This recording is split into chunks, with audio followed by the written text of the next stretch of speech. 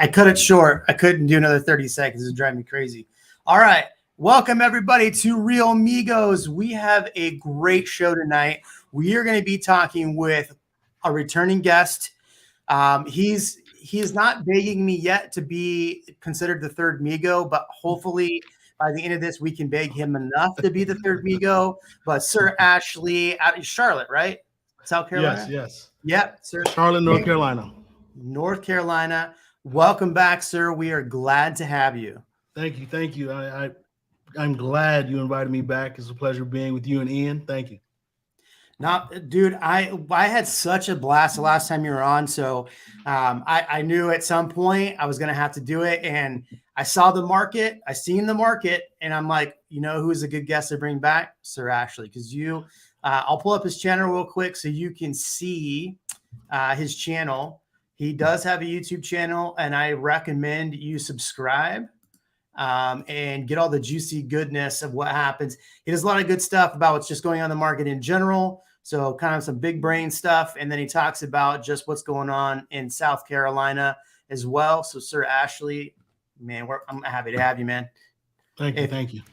If you're a subscriber on this channel, go over and just like spam a bunch of his things and just say that you do Bitcoin and then have everybody spam below you like they do on my channel. Just kidding. Ian, the benevolent beret, welcome back, my friend. What's going on? How are you today? Everything good, I'm sure. It's We've good. got stuff going on. Another busy week in real estate. Do you guys want to know who the sponsor of today's video is? I think it's whoever's on Sir Ashley's hat. Who is that? Yeah, what is that? It's Harrison Real Estate and Investments. Oh, Okay. Harrison REI. I thought it was Harrison Brothers. I like that. You know, Dinosaur D, not to call you out or anything, but I heard you were just on Katie Day's channel. Thank you for choosing the right channel to check out. But we're doing some Whistle Pig tonight, Piggyback. They paid us about $3.6 million for this advertisement. So if you believe that, I also have a bridge to sell you as well. All right. So let's talk about what's going on in the market. I want to get to all the great questions. Matt, you're coming in with great questions already. The topic that I had and why I chose this topic today is for a couple of reasons. Number one, I'm starting to see some things that I kind of predicted, but at the same time, there's a lot of things going crazy in the market. Number one, interest rates were about 5%. I saw some places 5.25%. We have a decrease in overall applications. So a lot of this has to do primarily, we had Sarah on a couple of weeks ago, which she just had her baby. So Sarah just had her baby. We'll bring her back at some point, but congratulations to her. But here's the deal is that refis are down and we're starting to see less people apply for mortgages in general. And there's a little note out there that sellers are starting to drop their price. Now, when I looked at this, I was like, okay, they're starting to drop their price. I looked. So if you look for the last 7 days in our market, 245 listings price decreased. We had about 816 lists, but there's about 23 to 2,500, which is about, this article said 12%. That's about 10% in the Austin market. So the question is, are we starting to see the softening and are sellers going to start panicking? What's happening? What's going on? I want to hear from you as well, Sir Ashley, because you're in a different market. What are you seeing happening? What I am seeing right now is a lot of sellers right now are rushing to list their property, sort of like FOMO. They feel like they missed the boat with the high interest rate. Well, interest rates increasing. They're like, we need to get our house on the market right now. And those are the same sellers that are anxious. And if they don't get an offer, what we're seeing in Charlotte is they don't get an offer in the first, I say 5 to 7 days, they start to panic. And one of my clients and I, we took advantage of that recently and actually got sellers concessions in this market. We got 3% for closing costs, which is unheard of, 2 months ago? Yeah. I mean, that's unheard of last week. Yeah. So it really if the sellers, if they panic, then yes, I see there might be a little softening. But if they are reasonable, which majority of them, I won't say reasonable, but they're willing to wait more than 7 days, I don't really see much of a change. Ian, what are your thoughts, man? So I just shared a graph that shows close price, the median close price, and then the median days on market, right? So your blue bars are the days on market, how long they last. And this is 10 days, 4 days. So you see, and we kind of expect that around January, right? Where it takes a little bit longer for houses to sell. But look at the prices. And I just don't see this continuing to go at such a sharp incline. And here's why I'll say that. And we talked about this briefly beforehand, but when you have listings in the last year or so, we're expecting like 30 people to show up or to end up showing the house. And now it's like 6 people. Yeah. 4 people. And that's really starting to become a number that we're paying attention to. How many people are coming to see the house? But Jeremy, I remember you saying you actually have a different reason why you think that is. Yeah. So, real estate agents, we have, Facebook groups for the Austin market, right? If I get a listing that's coming up, I'll put it on there. If I have buyer needs, I'll put it on there. If I just want to say unpleasant things about a builder, I'll put it on there, which I have a whole channel for that. So I don't really need to do that, but it's just an example. So I noticed last weekend and then this weekend, a lot of agents saying, I'm not getting any showings. What's going on? I don't have any offers. And then today I saw agents, it's Tuesday. So Monday and today I've started seeing like people post like, hey, my listing didn't get any offers. It's this. Do you have any buyers for it? And so I think the seller was surprised and the agent was surprised. Now, I've kind of predicted this, and I've been saying this to sellers particularly, is that if you're pricing a property aggressively in this market and the first week it doesn't sell, just be a little patient. But just like what Sir Ashley just said, be a little patient. But if you're priced high, here's what's going to happen. And I'm not saying like aggressively high, but let's say a home is valued at $550 and you price it at $565, or let's say $1 million and you price it at 1.1, right? Because that's kind of comparison. Well, 1.1, if I would have paid 1.1 for that house yet, and that's $100,000 over list price, and it's at 1.1 now, I don't want to pay 1.2 for that house. And I think a lot of buyers are starting to go, look, interest rates are really high. I don't want to just write a crazy offer on a property unless I absolutely freaking love it. So I'm going to be a little more patient. I'm kind of in the same boat. We're looking for properties potentially outside of Circle C. And so Sir Ashley just moved. Congratulations, his new home office. Yeah. So, and my wife's upset with me because I'm being so picky. So what I think is happening is a lot of these listings are priced kind of at the top of where they should be priced. And so you're seeing a lot of buyers go, I don't want to go 50 grand higher. I don't want to go 100 grand higher. Even though there's so much demand, I think buyers are finally getting fatigued where they just don't want to be in the fight. And so I think if you're pricing your home, it's better to price it correctly versus saying, I want to get another 50 grand for it. Because I tell clients this all the time. If we price this property at about 99% of where we think it's going to list, we'll probably get 105 plus. If we price this house at 105%, we're going to get 95%. Because it's going to sit and sit and sit, and nobody wants to get a crazy multiple offer. I mean, what are your thoughts on that as far as what I'm seeing in the market? Yeah, I think you're seeing people right now pricing it on what they want to get, not what it's worth, right? Like based on the comps and based on the quality of their home, for crying out loud. Like you can't, back to the cell phone pictures, you can't have today, right this minute, you can't compete at the very top of the market, but have, holes in the wall, have, stains in the carpet, if you even still have carpet, or 3 different types of floors and cell phone pictures. That happened, but you can't do that today, right now, Yep. and still ask for, 25,000 over whatever last month's comps were. It just doesn't work like that right now. Now, but we are going into the the summer market, which I'm curious how that's going to react. I am curious how that's going to react, because I think we talked about FOMO a little bit too last week.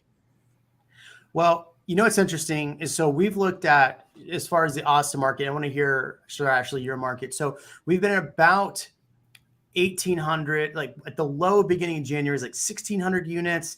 Then we went up to 2,000. And I always look at units on Wednesday. That's how I judge the week. So we're kind of like at a day before I'd naturally judge the week to see how we actually did. But we started the week, the Thursday session of when stuff hits the market. We started right just at 1,900 units and ended up right about 2,500 units. And right now we're sitting right at 23. I imagine we'll see another 150 pop off. So we're looking at 2,100 units. That's the most I've seen on the market for the whole year. So we are seeing a little more inventory. So I think you're correct, sir, actually, when you said that some of these sellers are starting to get the FOMO. We're like, I got to get my home on the market. So that will add to that inventory. Mm-hmm. The challenge, though, is it's still so low, yet interest rates are cutting into that. Unfortunately, fortunately for our market, this war on the other across the world is actually probably keeping us from having rates really go crazy. So that's an unfortunate thing. I do not take that lightly. I don't say that jokingly by any means, but I think if it weren't for that, I think that interest rates would probably be closer to 6% by now. I totally agree. And I mean, they've already telegraphed that they're going to do a 50 basis point move next month. So within the next 2 months, we're going to be at that 6, I believe, right around close. But to Ian's point, yes, those sellers that have FOMO feel like they missed the market. Like, you could have put out a home that needed all that work and got tons of competition last year. Right now, sellers are like, buyers are saying, well, higher interest rate and you want this crazy price and it needs work. I'll pass. I'll wait and see what else comes on the market, because it is that, spring, summer season. So they're going to wait and hold out. I submitted an offer today. We got it accepted, but the agent comes Congrats. back to me and thanks. The agent comes back and goes, are you going to submit an appraisal waiver? I was like, no. No. No. Why not? And the situation that offer came up to you is pretty sweet. We talked about that earlier. If I were in that position too, I would have done the same thing. I'll talk to my clients, but I don't think they're inclined to put an appraisal waiver right now. So that being said, since we are starting to see this uneasiness where maybe some buyers are getting fatigued, where they're starting to not, write as high over list price, or, pay for everything. Like you just said you got a buyer concessions, but here in Austin, on my listings, if the buyer's not paying the seller's title policy, not paying for everything, then we're kind of not looking at that offer. I just had one that was like 60 something thousand over list price, and they were paying full appraisal waiver, which it appraised. Which, do you think there's this is a later question, but do you think there's some fudgery with the numbers on some of these appraisals? It's a question for later, but anyway, so right now we're still seeing buyers paying for a lot of the seller's title stuff and paying a lot of the seller's closing costs and giving the seller a free lease back. Do you think that starts to dissipate in the next couple months? Go ahead, the lease backs? This free, it's not even the lease back. Oh, you mean just the buyers like giving up so much? Yeah. So I have a client right now that closes next week, and they're getting 2 months free lease back. Here's how I'm going to say this. Because you have less purchasing power, you have less ability to give things up. So, We lost them. We lost them. Yeah. So where originally the house is supposed to, like, you were able to buy a $600,000 house at 5% at 4% or 3% interest rate. Now at a 5% interest rate, you can only afford a $500,000 house, maybe even a $450,000. So you can't afford necessarily to give the lease back or to give them more time like that. You can't afford it. Not you can't, but you don't want to. Yeah. I agree. I mean, I think we're going to see, because the buyers for these not even higher end, but the move-in ready homes, the buyers for those properties are going to be more limited. So they're going to feel like themselves, like they're the catch. So they're not going to go ahead and offer everything that they would have been when there were more buyers competing for that same property that could afford it at that same price point. So yeah, I do see a little bit of pushback from buyers, but it depends on the price point.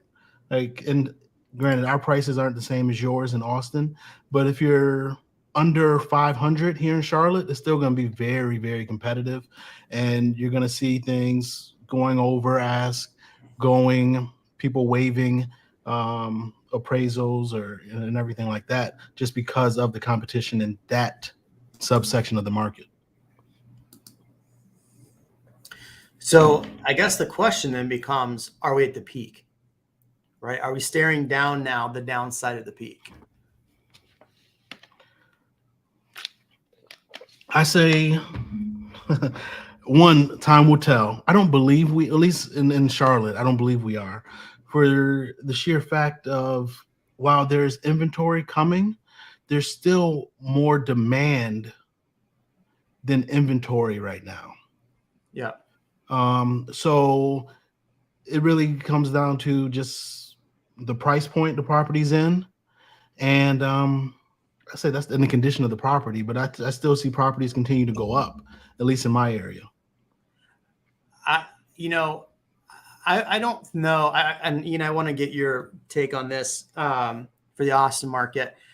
I can't say we're at the peak right now in Austin. I just don't think we're there yet. I think once the March numbers come out, which the March numbers should land Friday or so, when those numbers come out, you're going to see less sales from last year. Price will be higher for the Austin area. I imagine is probably going to push 570. The MSA is going to push 520. So it's just going to be crazy. People are going to go nuts for that. But I don't think the March numbers mean crap. Like, legitimately, I think the March numbers mean nothing, because I think what's the most important is the April numbers and what happens this month and next month. That will tell if we're at the top of or getting close to the top. Now, that said, getting close to the top, that doesn't mean, for me, it doesn't mean that we just start coming down the other side. What are your thoughts on that? If we are at the top, let's say theoretically we're at the top, are we going to start coming down? I'm going to agree with you. I'm going to jump in there and say I don't think that we're at the top, because just like you said, the cycle of real estate is starting to return to a little bit of normality. Also, so Austin as a city, they have, bond projects. I was just reading an article. They have bond projects from 2017 that they're going through, and there's still like 19 of them that they can't even complete due to supply. They don't know if they'll complete due to supply chain issues. So, and I've had multiple people's builds being pushed back 1, 2, 3 months, even now. Like, just getting this news now that people are still getting their dates pushed back. And I know I don't want to say it on this channel. I'm not going to say it out loud, but the pandemonium, there are other places in the world that are starting to go back, and I think, is it New York? Somebody correct me. Philadelphia just put on a mask mandate. We're getting right back on it. Yeah. Back on the pandemonium train. And it's like, okay, well, what would that do? I know Texas is just going to say, never mind, but what would that do to the rest of the country? No, the Carolinas are with Texas. They're going to be like, what you talking about? There's no pandemonium here. Yeah. Oh man. The pandemonium. Yeah, I mean, look, here's two things. I don't know what are the gas price? Do you have a gas tax in South Carolina? Yes, North and South Carolina, we do. Okay, is it as high as a gas tax you get like in California or New York? No. Okay, I know Texas does have a gas tax, but it's not in comparison to California. I think you see prolonged gas prices being this high for a while, and people and energy costs go up. Somebody made a good point up here. Who was it? About Dinosaur D coming in hot. With inflation, prices going up, still, demand will outplay supply. Great comment here. I think you start seeing a lot of those people that were on the fence or considering moving start saying, forget it, I'm leaving. And so they're going to keep going to places like Phoenix. They're going to keep going to places like Texas, especially since there's jobs. I would be okay if California started doing mandates again. I would be okay if New York did. That just means more people are going to be moving out again. People are going to be sick of it. I mean, right? I still think at some point, and I think we broached this subject a little bit a few weeks back, but at some point, enough people are going to vacate at some point where they're going to say, okay, well, I'm just going to wait for an opportunity to buy there again, even if it's as a second home or an investment opportunity, right? Or what are they? Snowbirds? Is that the thing? Snowbirds. Yeah. That's what we they get call them one. in We get Arizona. one nice snowstorm a year now, so that's what I mean. I saved a hummingbird today. He got caught in a spider web outside by the pool. I took the spider web off of him. I got him some water. I nursed him back to health right before the show. My wife called me a hero. You don't need to, but he's flying, or she is flying free in the world again. So sorry, weird, random thing. But Sir Ashley, you have a fan here, by the way. Christy says, good to see you. Yes, I responded. Thank you, Christy. I'm glad to be back. Oh, I have another thought. Tell me how you feel about this. Right now, builders are trying to trying to capitalize on their margins, right? They're trying to make as much profit as they can. What I think, instead of lowering prices, moving into the next few months, I think what you might start seeing is not just incentives. That's huge, trying to cut out other third-party professionals, if you will. So that's one. Bring everything in-house, and maybe even competing with lot sizes or something to that effect. Maybe, because they don't want to drop the price. If they already own the land, and that's a value that they can give that will get people to still pay that price. Nobody wants to give up any land, but I think that's one way they can do it without having to adjust the price. Because I also don't know how many of these houses that are new on the inventory are actually old houses that were under construction that were hit with an escalation clause. And those people dropped out, and so it's been on the market a week. I think there are a fair amount. I know I've seen a couple, but I think the other thing that you're going to run into too is some of these builders, they had to go to an inventory model. And I'm sure, Sir Ashley, did you see this happen where instead of selling to be built, they went to an inventory model, which means that we're just going to pre-spec everything out. In fact, I called a builder today, which I'm going to do a really cool video, totally hidden neighborhood. Nobody knows about it yet. I'm going to be the first one to do it. So you got to call me for all the details, but I'll put it out. But anyway, so they're pre-speccing everything out. And so you'll see, but the problem still persists. And we talked about this before the show. The supply chain issues have not been resolved. No. So even though like a builder says if you go to any builder, they go, these are the inventory that we have. They're not on MLS yet. Here's what we're going to be pricing them at.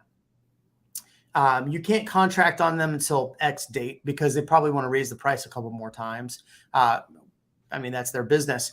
But what you're going to see is that these builders that had target dates for like June, July, might end up pushing them further back because of delays, or they're going to see a softening in the market and they don't necessarily want to drop prices right away. So they're going to have to extend that out, which means that going towards the end of the year to buy an inventory home, I think you're going to be able to potentially really come in strong. Problem is still going to be with anything. If you're doing a new build at any capacity, is what are the rates? I did talk to a builder today, Highland Homes. So my favorite Highland Homes, they're doing a rate lock at 3.99% the day you write a contract. Oh, wow. With their lender. So what's the timeline limit for that? I don't remember what he said, but it's a day of contract. You can do a 3.99 lock. So if they can do that crazy. and they can guarantee that that'll last for up to 2 years, which is what their contract says, that's pretty impressive. Now, I haven't seen that happen as far as 3.99. No, if you use the builder's preferred lender or their in-house lender here in the Carolinas, at least the builders I've been seeing, no, you're going to get a ridiculously insanely high interest rate, and they're going to charge you to lock it in right now, knowing that the home is not going to be built or completed until October. So they're factoring all that in their purchase price and incentivizing you, giving you those lender credits. But it's an insane, once you look at the interest rate and everything like that, it's just crazy. Yeah, Dondi, this is what's interesting. You're not the only one that's had this problem. No, Dondi. So, but there's, man, I had the craziest thing happen with the build that I have going in Southeast Austin. My client went by and they had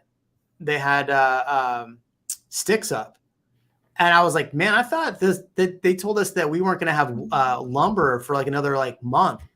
And I guess the lumber just came in magically. So now hopefully that pushes us up 2 months, but I doubt this can happen very often.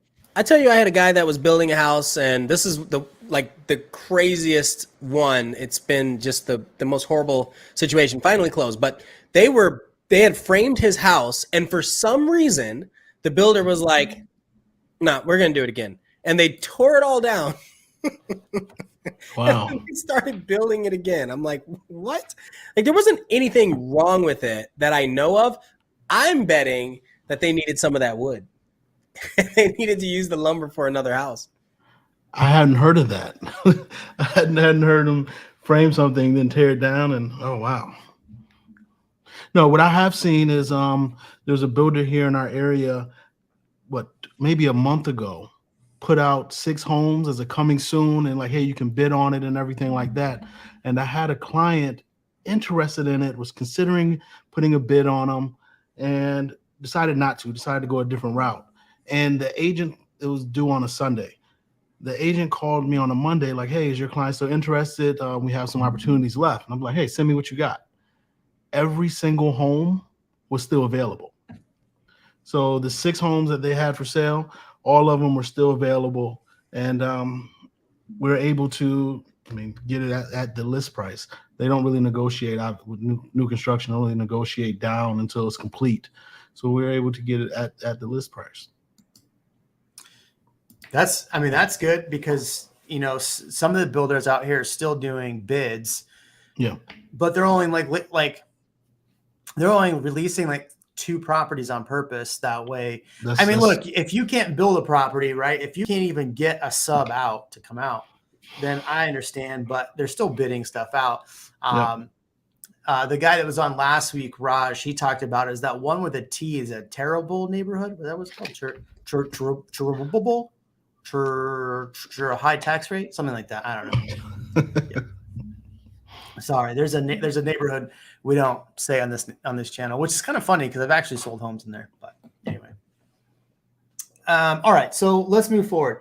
So Ian, So I had incentives on here. So so you're saying that we'll probably see more incentives for new builds coming up June, July, August, September. So what I've learned with as many new builds that I've done is that they don't like dropping the price unless they have to, to get it off the market for tax purposes or so they can release those funds so that they can start their next development. There's always a reason, right? So I think incentives are going to start increasing. I think they're going to go back to paying real estate agents to do the work for them. It's not do the work for them. It's marketing, right? It's marketing dollars. That's what they're budgeting for. They were like, we don't have any marketing dollars, so. But they'll now. What do you mean by incentives other than like closing costs and stuff? What do you see in their area? What we'll probably see. Sorry, you know what we'll probably see? Just like that thing that I was saying, 3.99%. They will probably give an incentive to get the rate down with the lender. So basically, if they would have given you $5,000 towards closing costs, they're basically going to take that $5,000 and put it to the buy down of the rate with their preferred lender. Yeah. So I think that's something you'll probably see a lot. Like, hey, we're announcing rates below 5%, right? I saw we just closed on a house and it came with appliances, which is rare. Like refrigerator, dryer, refrigerator. Oh wow! Oh wow! I know in Texas. That is rare. Where was that? Yeah, Don't say that loud because then everybody will go buy everything. Oh, I know, and then they won't even call us, right? Yeah. But that hasn't happened here. It blew my mind. I was like, well, that's incredible, and it's a whole neighborhood being built that way, and I think that's one of their value adds. And it's not even like we're going to add this in and charge you for it. They're just like, you know what? It's easier to just include this, not deal with it because we're already going up in price. And we don't have any other great incentives for you. No lender incentives or anything like that. Here's what we'll give you. Sir, actually, I have a question for you about South Carolina and their taxes. And I can't remember what you said last time on here. What's the property tax rate for properties in South Carolina? Yeah, so it is 6%. However, if it's owner occupied, it's a third of that. So, I mean, if it's owner occupied, it's a great property tax rate. But it starts when you start getting investment properties here in South Carolina. That's when you have to really run the numbers to make sure it cash flows properly. So basically, you have to try to rent it out for as high as you can. So that 6% really just gets pushed down to the renter, right? Most definitely. Most definitely. Because you don't buy an investment to lose money. No. I mean, I was about to throw a name out there. Only some people buy investments to lose money. So in Texas, what I think is going to happen. And so so do those valuations come out every year? So in Texas, every single year, your home gets reevaluated and they will raise the value of your home. And then those taxes kind of correlate to the tax dollars, what you pay, correlate to the price increase. So do they do the same thing there, or is you lock in once you buy it? No. So in North Carolina, it's every 8 years. And I'm trying to remember exactly. I'm looking it up, how often it is in South Carolina. But in North Carolina, you really have an 8-year buffer in there. And I live right on the border. You know why? You know why you have an 8-year buffer?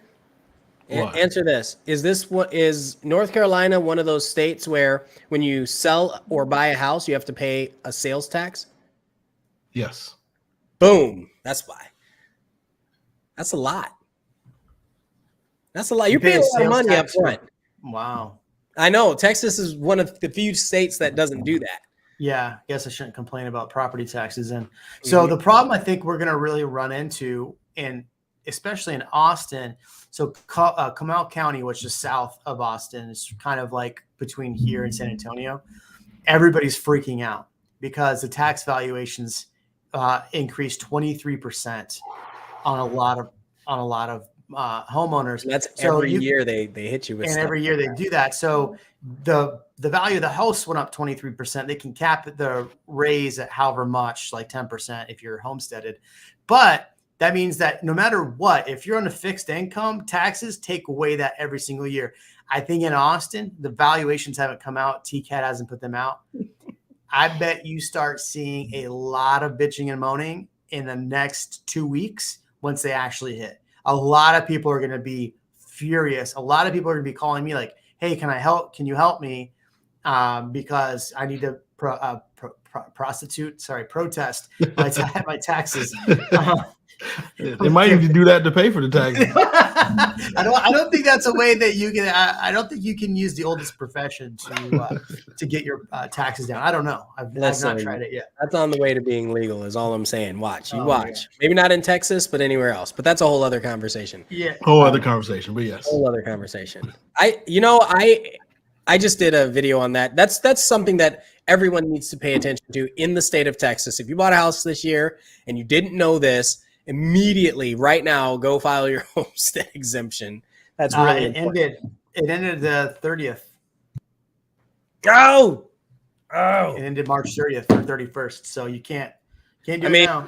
You still have to file it for next year. So file it so you don't have to worry about missing it. Yeah. So filing it now won't help your taxes this year. So so why I was saying that about the taxes and why I brought up the taxes, there's two important things, Sir Ashley, that are happening in Austin right now. Number one, AI. So what happens is the biggest chunk of the taxes that come in are for schools. So the largest. So if you have a $10,000 a year property tax, like $6,500 of that is going to the schools. Maybe $7,000 is going to the schools. Okay. The problem with like AISD or these big areas like this is they take only half stays to the district. The other half gets reappropriated to the state, and the state takes and helps underfunded communities. The challenge is that AISD loses hemorrhaging students because a lot of people are going to private school options. They're done with our district because of all the stuff from last year and some other stuff that happened. So people are leaving the district. They announced today 600 layoffs from the corporate office or the corporate AISD. So check this out. In 2 days, AISD is meeting for rezoning. How many people you think are moving so that they can escape and they might get caught back in the zoning? That'd be hilarious. Yeah, they're going to have to fight with the other jurisdictions on that. But here's the other really important thing. Y'all might have remembered a video that I did a year ago when we had the 2020 election. There was kind of this rail line thing that got snuck in. And when this came out, I blasted this. Number one, so here's what happened. They announced that they wanted to do a rail line in Austin. It was going to be an underground tunnel. At first there was going to be like these two lines going up to the soccer stadium, $4.8 billion. It was only like 60% going to be funded by taxpayers, 40% by the government. Well, that government money hasn't come in yet. So that's $4.8 billion, or I think it was like $7.8 billion is what the total was going to be for the whole thing. They announced today. Do you want to know what it's now the new cost, Ian? It was $4.8 billion for just the two lines they were going to do. Oh, it's got to be double $8. $10 million. $10 billion. $10 billion because they say land costs went up and everything else went up. Who was the guy that called that?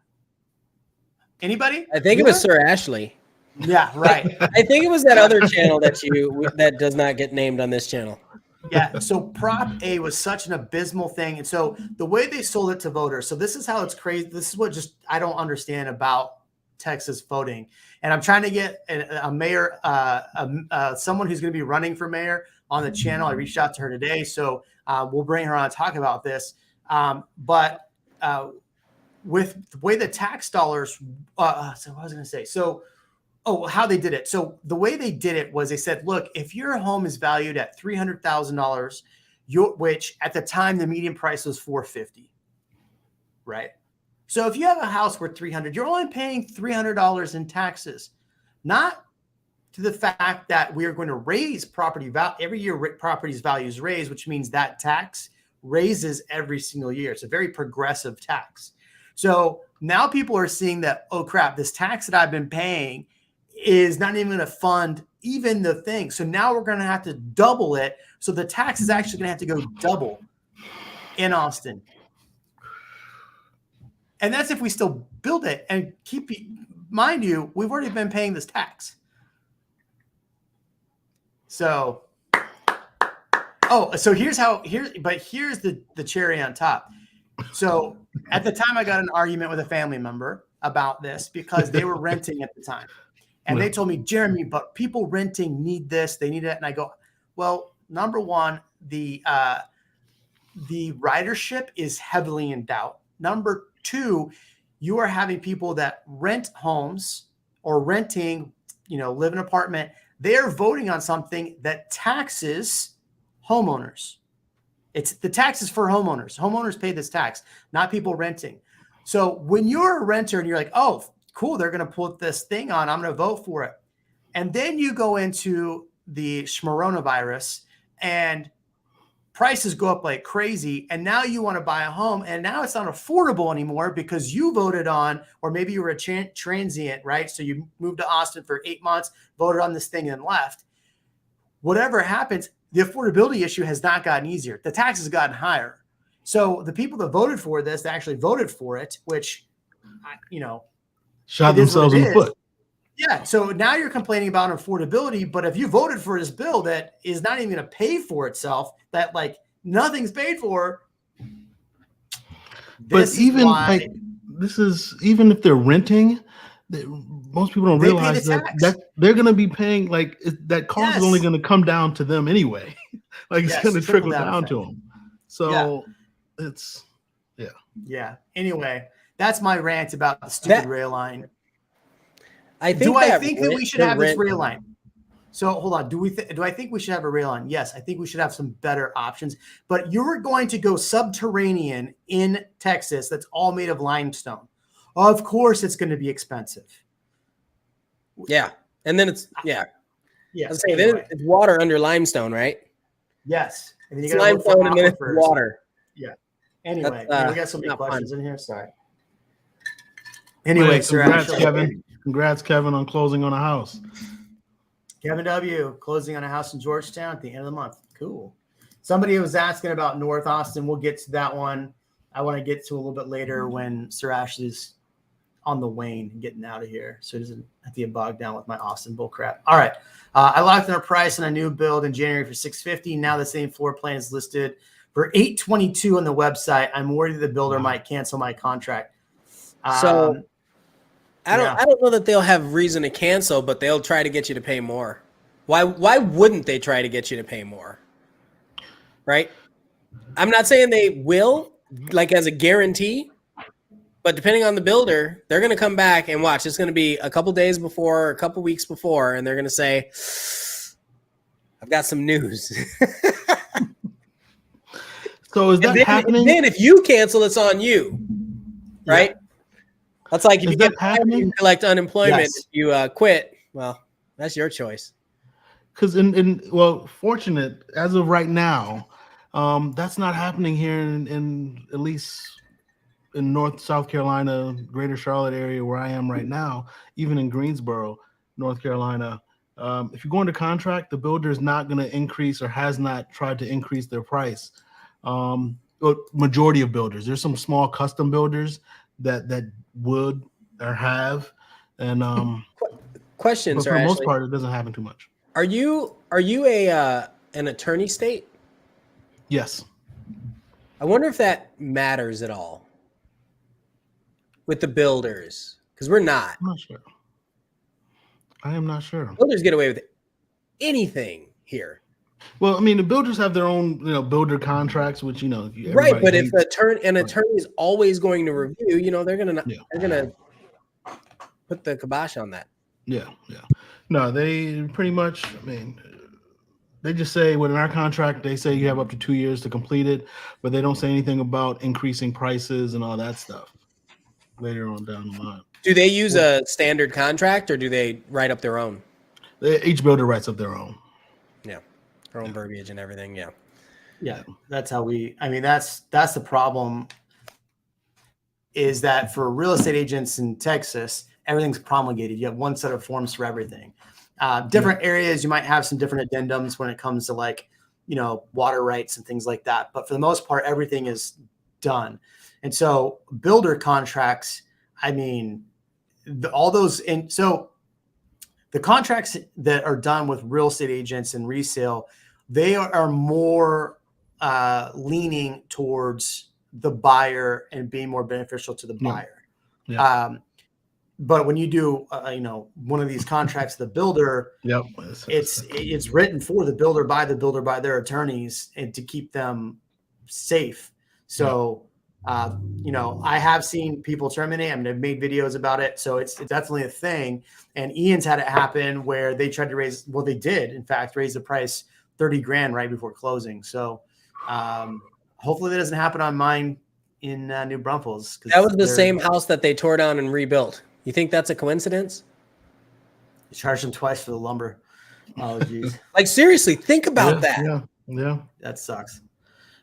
So Cameron Casey, thank you for correcting me. It is April 30th. Sorry. In that case, does your client get their, I don't know, do you have earnest money deposits there? Do you get it back? The client eventually closed, but it was just a whole disaster of a situation. He's actually going to be on my channel telling his story in the near future. Nice. Oh, nice. Because I'm not going to say anything. Yeah. But everybody will know. What's interesting about this is that we have the north line that goes to Leander, and they're talking about closing it in Leander. The mayor of Leander tried closing that like 4 years ago. But it's like it's the only train that anybody uses. And I've never seen people on it. So right, but so I have a friend that he ended up buying a house out there, and he bought it out there specifically because of the rail. Think about how many people moved to Cedar Park because of that. Like, having access to a train, even if they don't use it a lot, is a draw to a community. Having public transportation is a draw. And I think if it weren't for the pandemonium, there would be more people accessing it because they're so much further out than, the proximity that they're used to.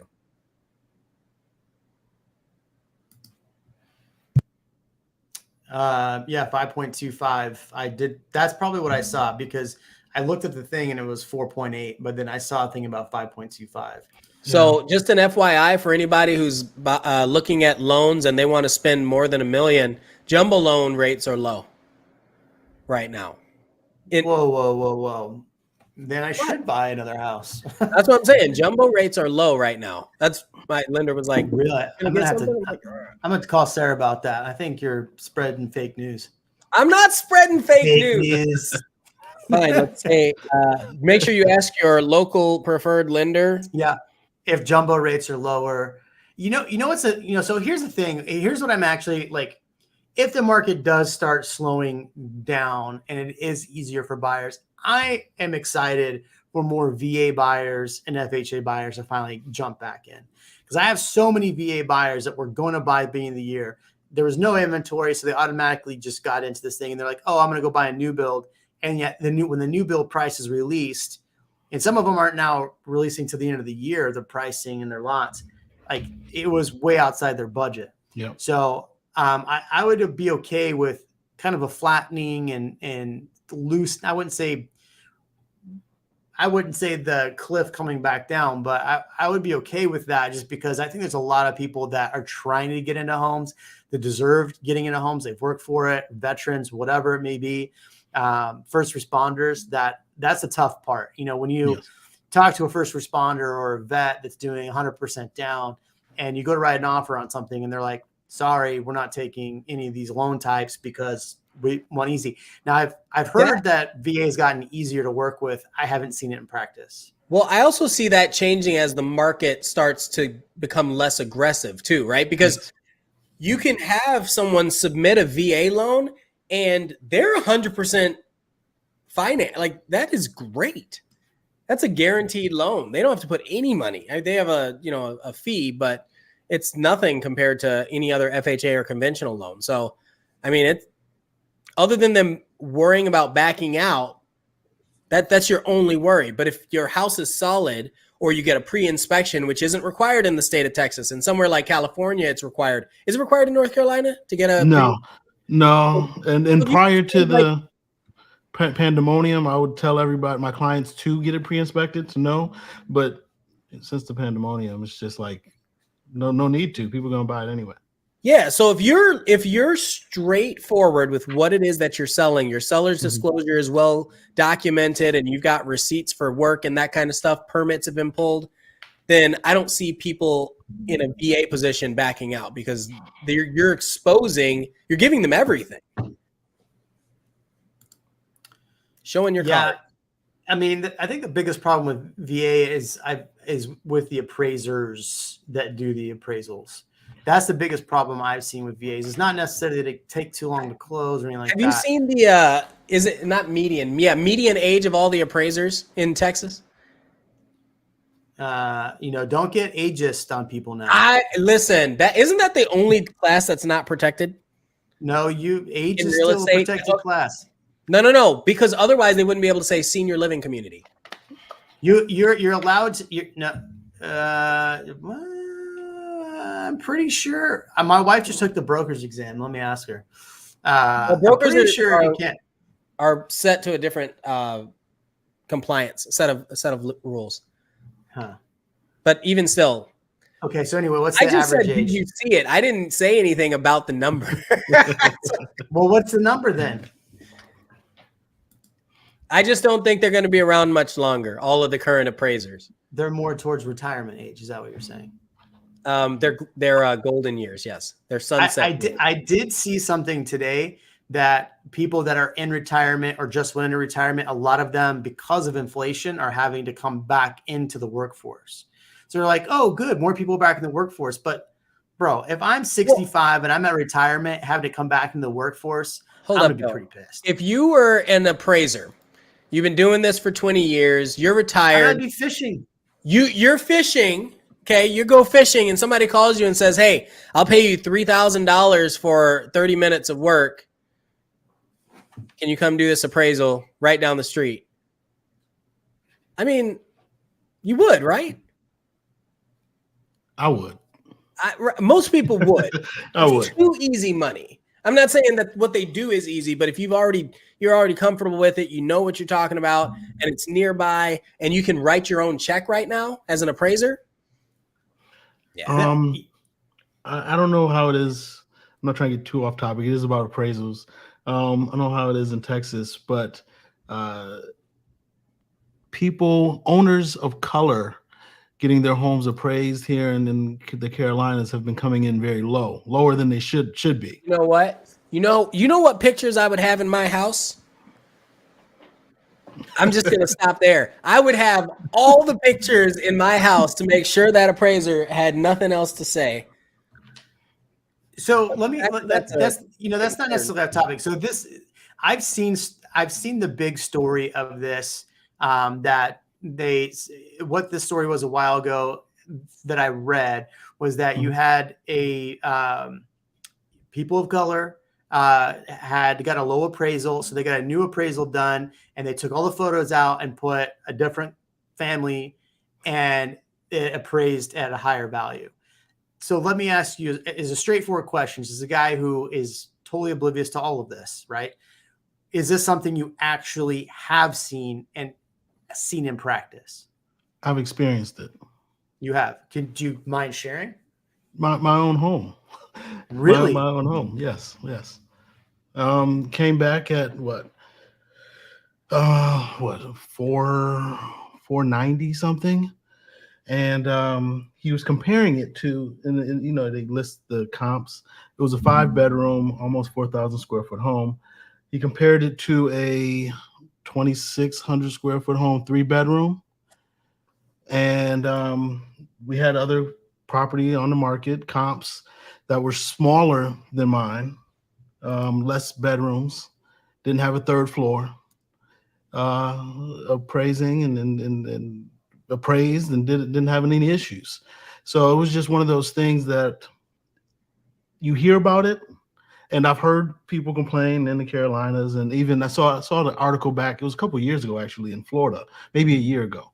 A Florida couple did that, and we ended up having to do the same thing.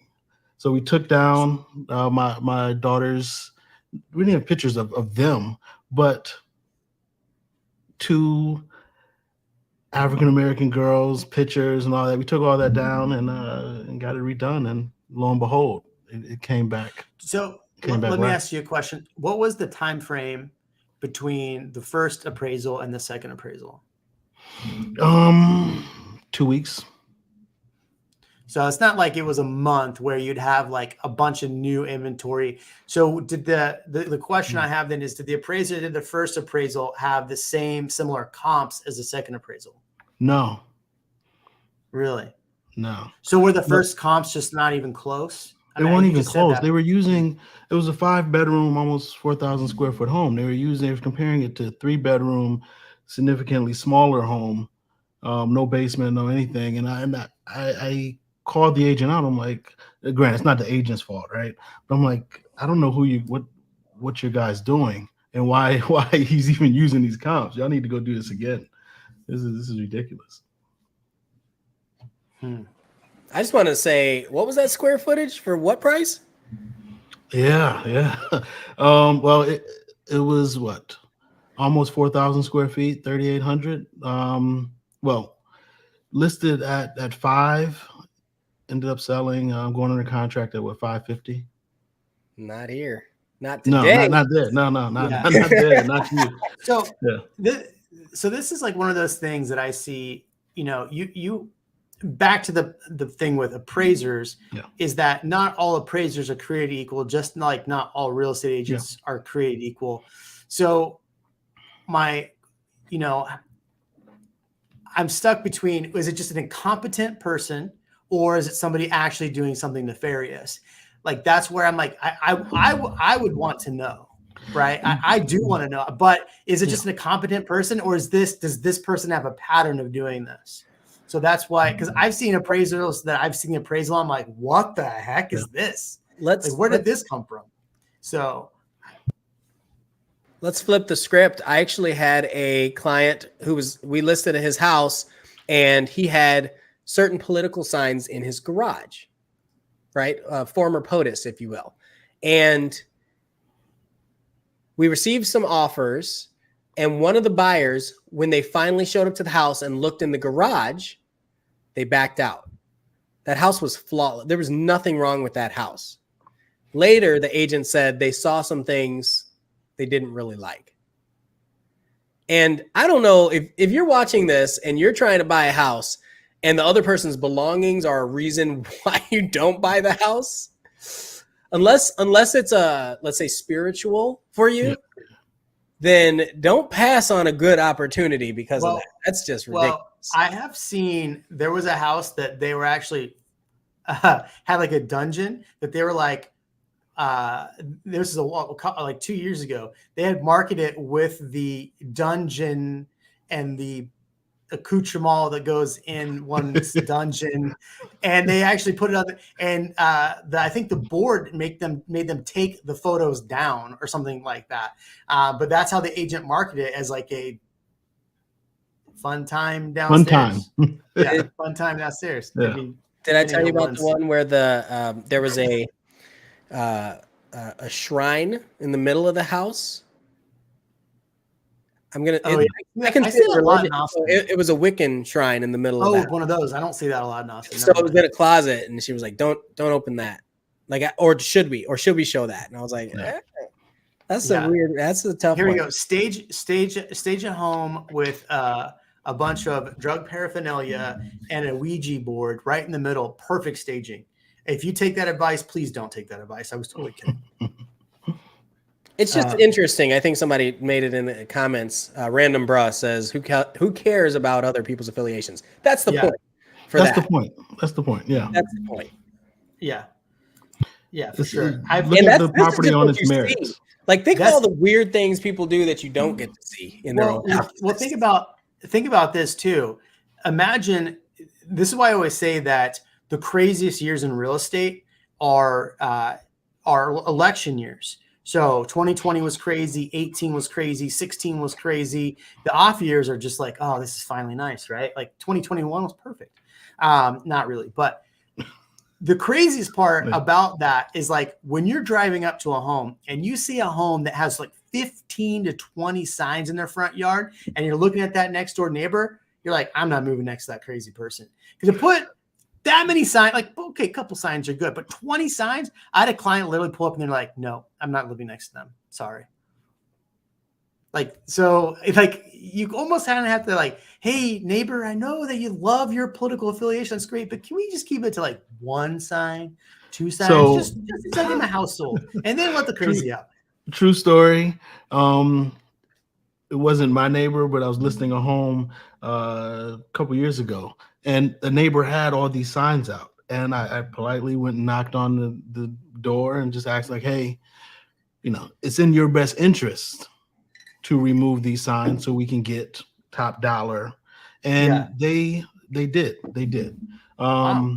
For the nice. open house, they removed the signs and all that. So they saw the benefit. You had to make it so it benefited them, and they saw the benefit, how it would increase their property value and stuff. But no, it was I was concerned that it would scare people away from the open house and everything like that. Yeah. I mean, it would. I mean, if you have a line full of cars and then you have to like weave through somebody's yard that's got signs in it. So, Nelly, I appreciate the comment. I love how Jeremy can't believe appraisers are racist. Racism is real in real estate. I don't doubt that, but I've seen so many bad appraisers that I believe that it's a thing that happens. Absolutely. It's just not something I've experienced. I've worked with a lot of different clients in Austin. Every person imaginable I've worked with. And so I just hadn't seen it firsthand. But does it happen? I imagine it does. I mean, Sir Ashley's got a great story about it. So I appreciate the comment. All right. So Random Bruh has been asking about Northeast Austin area near Waste Management. Oh, I know exactly where that is. I have a friend that owns a ton of land over there. Can y'all talk about Northeast Austin area near Waste Management? So you have a bunch of different neighborhoods in there. Aren't they almost done with that, Ian? Aren't they almost done with that plant?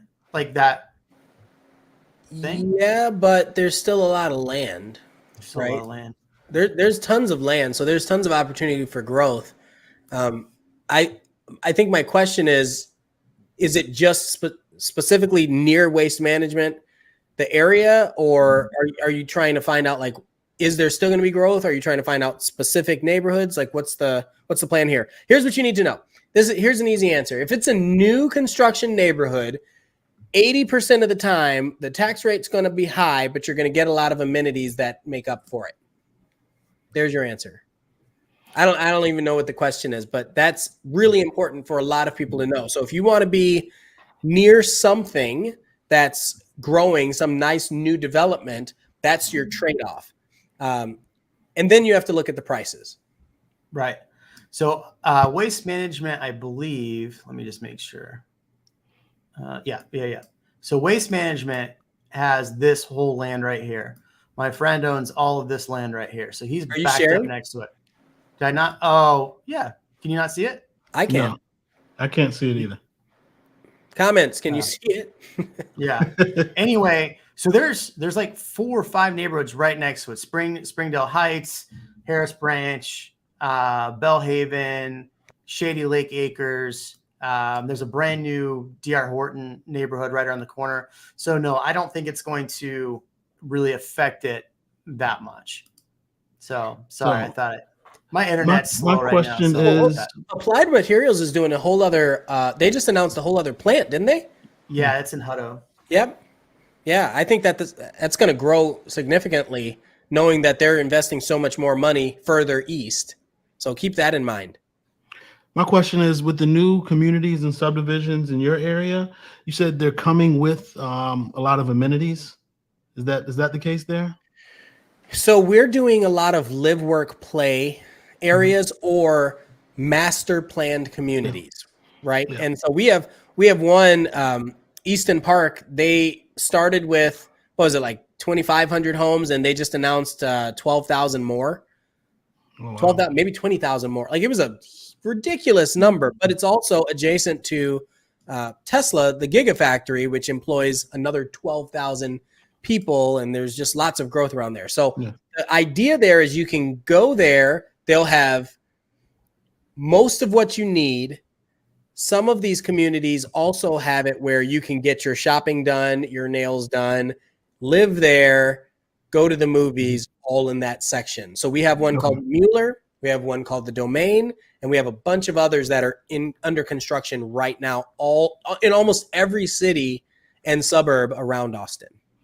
I was going to say, so we have like obviously new construction communities and what we call master plan communities, but a lot of these newer communities don't offer any amenities. Like they still charge an HOA, but there's no pool, there's no amenities. Like, what am I paying for the entrance to have flowers? Like, what is about $200, a quarter? So one of the beautiful things here is that if you have a community that's master planned but doesn't have good amenities, generally that's a trick for finding a lower tax rate.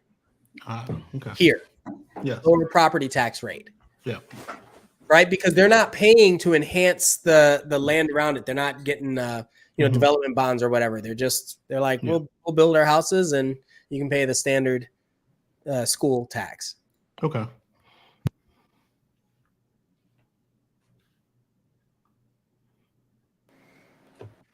You guys still there? Yeah, you there? Yes. Hi, Yeah. Jerry. Welcome to the show. My Wi-Fi is being super slow. Yeah, you remember you were making fun of me and my internet like 9 months ago? Yeah. Yeah, that's how you look right now. You're pixelated. You're basically an NFT. All right. Well, you guys keep talking. Let me bounce out and change internet. Maybe He's over here. He's got dial-up over there. I love it. Yeah, jeez.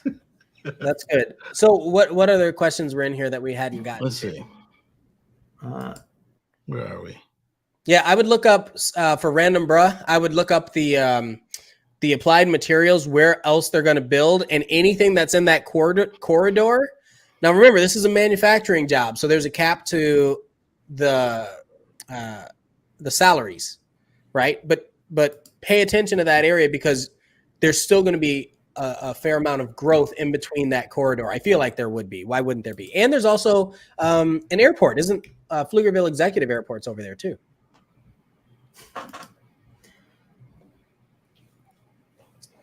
Please, I'm in the middle of this. Can you come back? I think, Thanks. So Sorry, my Melly son's trying. says, some believe in energy. It can transfer bad juju. I do agree with that. That is very true. What I'm saying is, you can walk in and you can see something negative and you can let it affect you.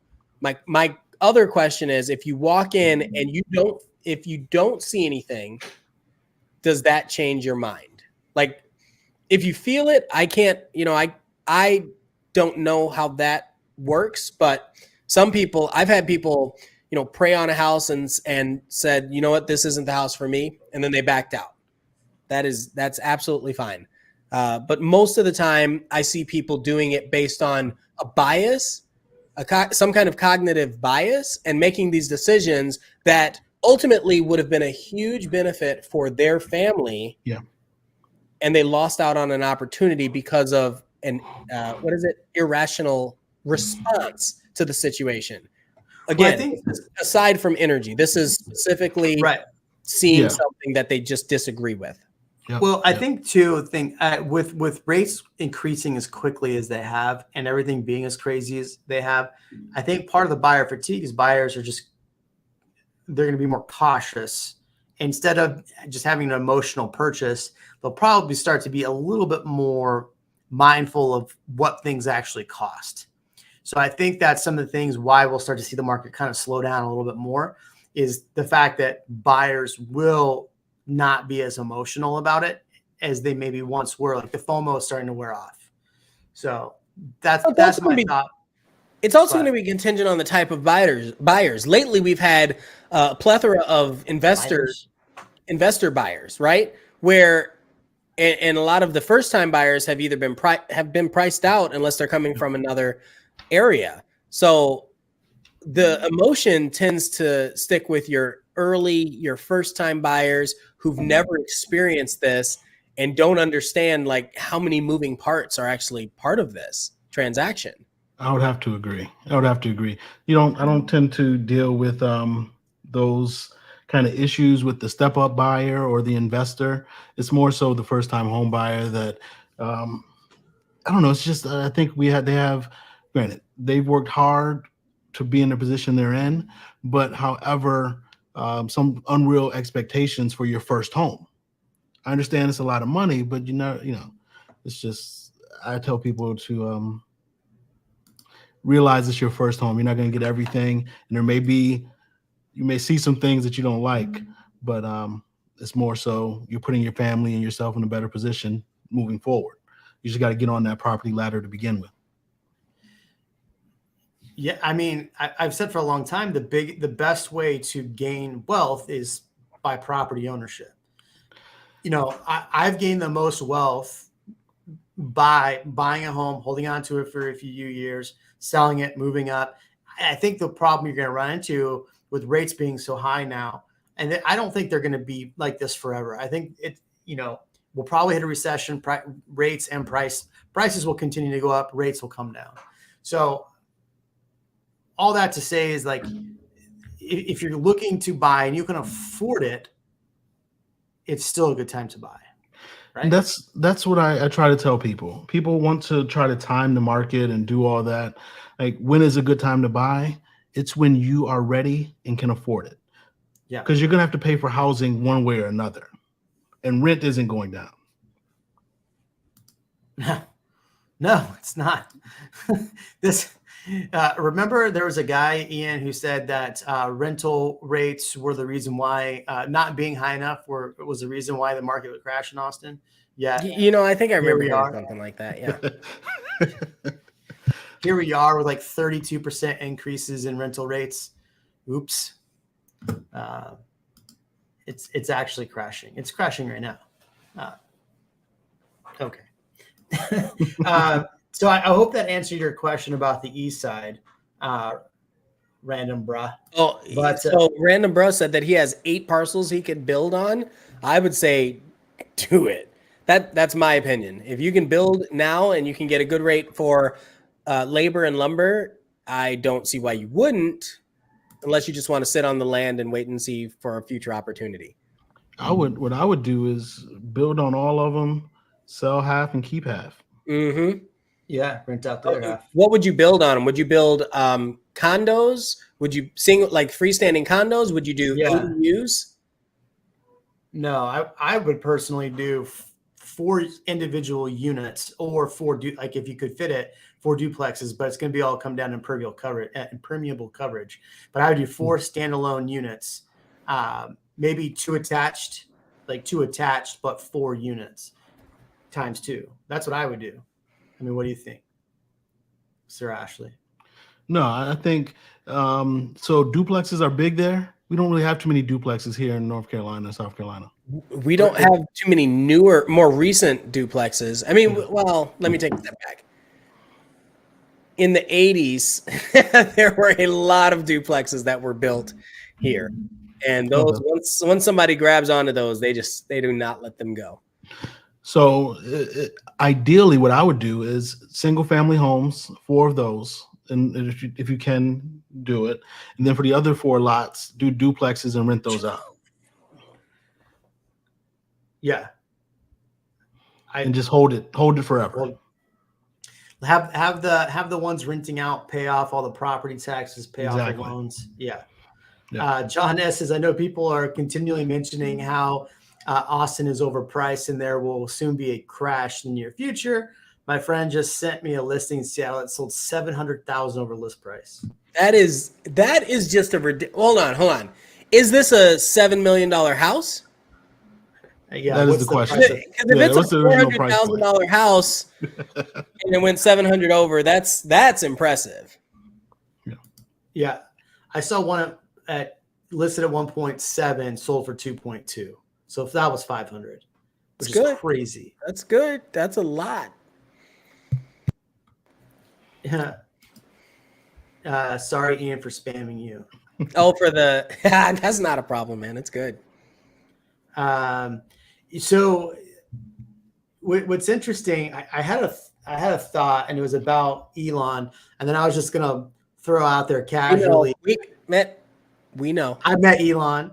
I And I know. met Harrison Ford. I snuck into the VIP of the VIP, was rubbing shoulders with all these like big developers. Austin, the dude that created Rough Hollow, like all of Rough Hollow. I was chatting with him, met quite a few interesting people.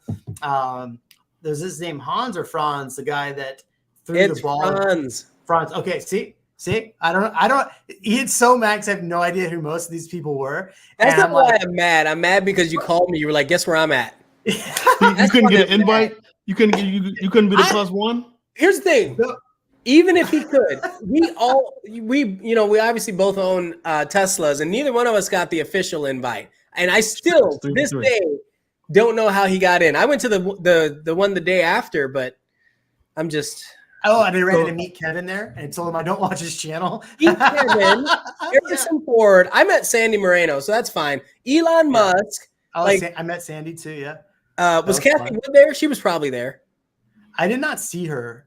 So we're 3 for 3 with Tesla owners on here? Yeah. That's how you roll, man. Yeah.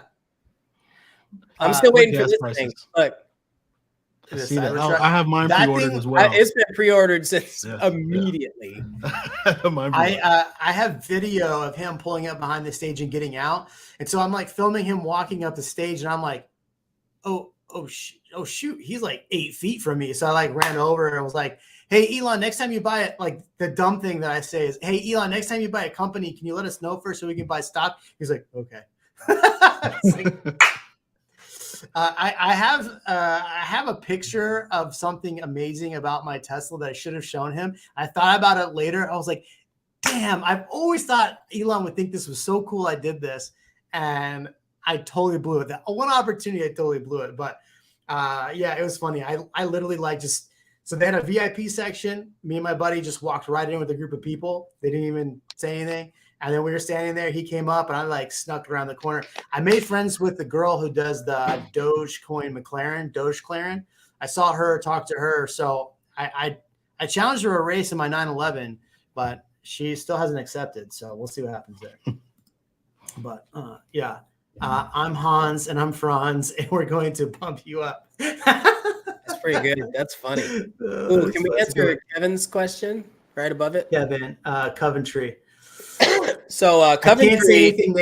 I can't say anything negative about Coventry right now. If clients under contract. We're not saying anything negative, but Coventry was acquired by another company about 4 months ago, and that other company is horrendous. What's that other company, Ian?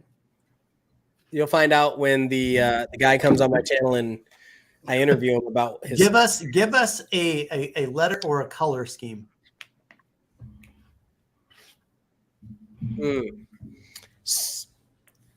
DF. Okay, so does it? It's good enough, man. It's a riddle. Does it rhyme with Lennar? No. No. Oh man, I just closed one with Lennar that was not fun. I think if you go and look at specifically with Coventry, I think if you go and look at what's happened to a lot of these other companies when they get acquired. So you have Cal Atlantic, which was acquired by Lennar. Yep. You had Village Builders, which was acquired by Lennar. When that sort of thing happens, they tend to merge the brand, and when they merge the brand, they tend to dilute the future product. That's what I think, right? You end up having what is it, Guillen and Gray Point. Those are the same builder, and when they do that, it's all the same cabinets, it's all the same. You are right. Across the board, they are the worst builder. And then they might have a tweak to the floor plan. It's like if you get into a nice Toyota and a medium end Lexus, a medium Lexus or even base, you're like, oh, that's the same. That's how it feels. Yeah. And then they put nice what do you call them, calipers on them, and then you're done.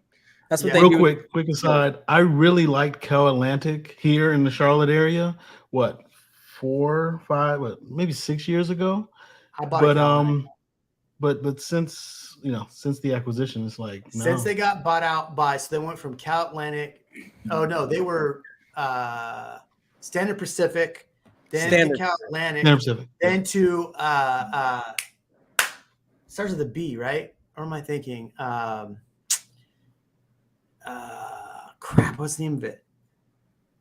Village Builders. Yeah, Village Builders. And then they got bought out by Lennar, and they still kept the luxury brand name. And you have not, I just closed a $900,000 Lennar home. It's a nice home. It's $900,000 home. It's a nice home, but it should not have been 900. If that makes sense. Well, and then you have to think about things like, okay, if you need repairs after the fact, if you have to go get your warranty, you exercise your warranty rights or warrantable rights, like any of that sort of stuff, how does that play out? If you have to call customer service for whatever reason, how does that sort of stuff plays out? That's what I'm worried about during an acquisition. So all that to say, Coventry was acquired a few months back. I do not like who they were acquired by. I've had problems with that company. I just looked them up. Yeah. So Whisper Valley, I was super bullish on it 2 years ago. I was like, everybody buy this, buy this, buy this, buy this. Now I don't know. Now I'm like, everybody, can you afford this? Can you afford this? So here's the crazy. So this is why I was going to talk about Elon. So when I went to the opening, I kept running into people who are like, oh, we watch the channel. This guy was like, oh, I bought in Whisper Valley because of you. And my prices went up like crazy. Thank you so much. I'm going to buy an investment property to you. Like, awesome. Like, where were you when you bought the house? You should have called me. But anyway, regardless, they're like, I'm glad I listened to you because Whisper Valley has gone up. Like somebody said, like up to 800,000 is where prices are. So, so this is interesting. Whisper Valley being near enough. Whisper Valley being near enough to Tesla means that a lot of people will look to default there for a purchase because it's super green. It's not. It doesn't have the benefit of like the Newmark homes or wherever in Easton Park where they have the. It's not Newmark. It's whoever the developer is that has the Tesla roofs, the Tesla solar roofs, but it's still a net zero community. So it has a strong tie to sustainable energy, Tesla, blah, blah, blah, blah, blah.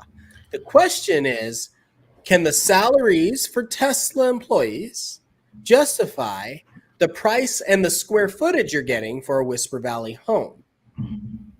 Because I remember seeing some 1,100 square foot homes for $700,000, thinking that am I hurt my heart. Something? But it used to be much less. They used to be able to get houses there for $250,000. And I was like, wait, why isn't anybody buying this? Do they not get it? As Google Fiber, it's a net zero home. What's happening? I should have bought an investment property out there when I could have.